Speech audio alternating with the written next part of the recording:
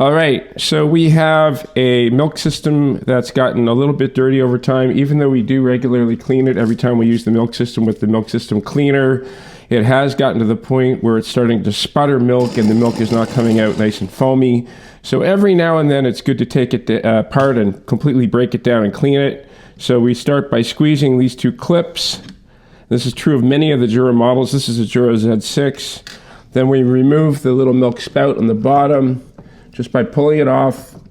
Don't be afraid, it won't break it. And I'm gonna drop that into some water that's already had some milk cleaner added right here.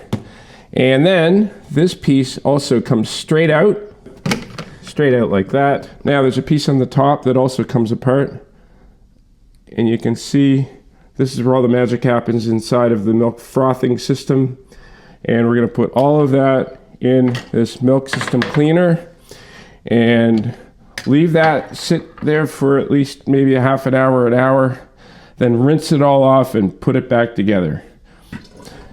Okay, now that we've got the parts all cleaned up, we're going to give them a quick rinse. And let's reassemble this.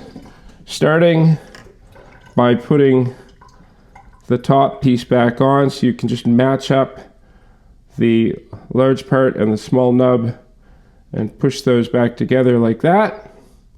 And then we push this back in place just like we took it off. It goes on easier than it comes off. And then the bottom, I'll just push up from the bottom here and on it goes. Again, squeezing the two little clips here. Put this back on just like that, ready to go.